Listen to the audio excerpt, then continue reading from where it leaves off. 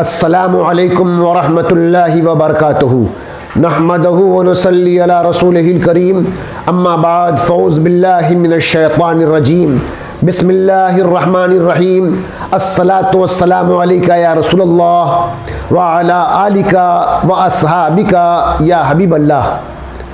قرآن شریف وحدہ لا شریک کی آخری کتاب جو محمد عربی صلی اللہ تعالی علیہ وسلم پر نازل ہوئی، جس پر ایمان لانا اور اس کتاب کی تعظیم و تکریم کرنا تمام ایمان والوں پر لازم ہے اور ایمان کا جزو بھی۔ الحمدللہ تمام ایمان والے اور ایمان والیاں مانتے بھی ہیں اور اس کی مکمل تعظیم و تکریم بھی کرتے ہیں۔ اس کتاب کا ماننا اور تعظیم کرنا مکمل یقین کے ساتھ ہونا بھی نہایت ضروری ہے، چونکہ جس کا یقین جتنے کامل درجے کا ہوگا اس کتاب پر ان کا عمل بھی اسی قدر مضبوط و مستحکم ہوگا۔ صرف مان لینا اور تعظیم کا اظہار زبانی کرنا کافی نہیں ہوتا، بلکہ ایمان کا تقاضا ہے کہ اس کلام ربانی میں جن جن باتوں پر عمل کرنے کا حکم دیا گیا ہے اس پر عمل کرنا بھی ضروری ہے۔ عمل نہ کرنے کی صورت میں بندہ گناہ گار ہوگا اور کبھی اس کے ایمان پر بھی خطرہ لاحق ہو سکتا ہے۔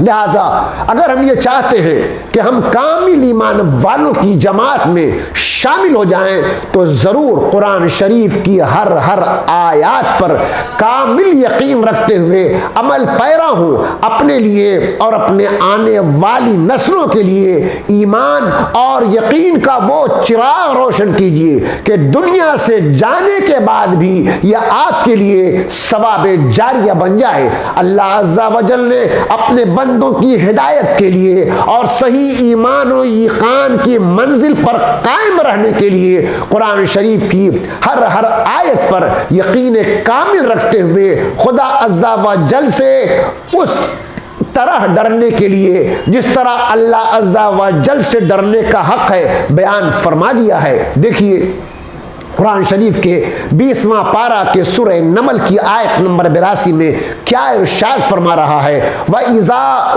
وَقَعَ الْقَوْلُ عَلَيْهِمْ أَخْرَجْنَا لَهُمْ دَابَّةً مِّنَ الْأَرْضِ تُكَلِّمُهُمْ أَنَّ النَّاسَ كَانُوا بِآيَاتِنَا لَا يُوقِنُونَ، اور جب ان پر بات آ پڑے گی تو ہم ان کے لیے زمین سے ایک جانور نکالیں گے جو لوگوں سے کلام کرے گا، اس لیے کہ لوگ ہماری آیتوں پر یقین نہ کرتے تھے۔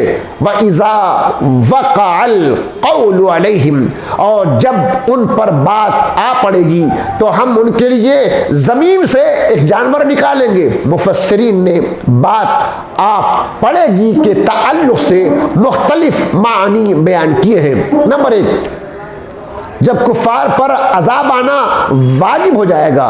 نمبر 2، جب ان پر اللہ تعالیٰ کا غضب کا وقوع لازم ہو جائے گا۔ نمبر 3، جب ان پر حجت پوری ہو جائے گی، یہ اس وقت ہوگا جب کفار کی اصلاح کی کوئی امید باقی نہ رہے گی، اور یہ امید قیامت قائم ہونے سے پہلے آخری زمانے میں ختم ہوگی۔ ابو البرکات احمد نصفی رحمۃ اللہ تعالی علیہ فرماتے ہیں یہ بات سے مراد ہے جس کا کفار سے وعدہ کیا گیا ہے، یعنی قیامت قائم ہونا اور عذاب لازم ہونا، اور بات آپ پڑھنے سے مراد اس کا حاصل ہونا ہے۔ آیت سے مراد یہ ہے کہ قیامت قریب ہو جائے گی اور اس کی علامتیں ظاہر ہونے لگیں گی اور اس وقت توبہ نفع نہ دے گی۔ دابۃ من الارض کو بھی سمجھتے جائیے، اس جانور کو دابۃ الارض کہتے ہیں۔ اس جانور کے بارے میں صرف اتنا جان لینا کافی ہے کہ یہ عجیب و غریب شکل کا جانور ہوگا، کوہ صفا سے برآمد ہو کر تمام شہروں میں بہت جل پھرے گا، فصاحت کے ساتھ کلام کرے گا، گفتگو کرے گا، ہر شخص کی پیشانی پر ایک نشان لگائے گا۔ ایمانداروں کی پیشانی پر حضرت موسیٰ علیہ السلام کے عصا سے نورانی خط کھینچے گا، اور کافر کی پیشانی پر حضرت سلیمان علیہ السلام کی انگوٹھی سے سیاہ مہر لگائے گا۔ ان الناس کانوا بآیاتنا لا یوقنون، اس لیے کہ لوگ ہماری آیتوں پر یقین نہ کرتے تھے۔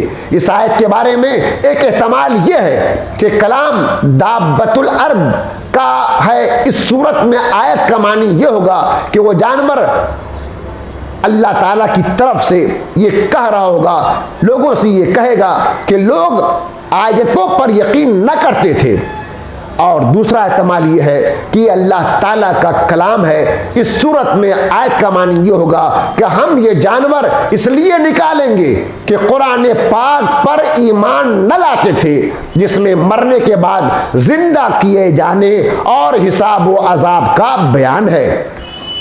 اللہ عز و جل کی قدرت کاملہ کا شاہکار اور ایسی تمام باتوں میں حکمت عملی یہی ہے کہ بندہ کامل یقین کے ساتھ، کامل بھروسہ کے ساتھ قرآن کریم کی ہر آیت پر کامل یقین رکھتے ہوئے، کامل ایمان کے ساتھ میدان عمل میں اپنے آپ کو کامیاب کرے اور دونوں جہاں میں سرخروئی حاصل کرے۔ وآخر دعوانا الحمدللہ رب العالمین۔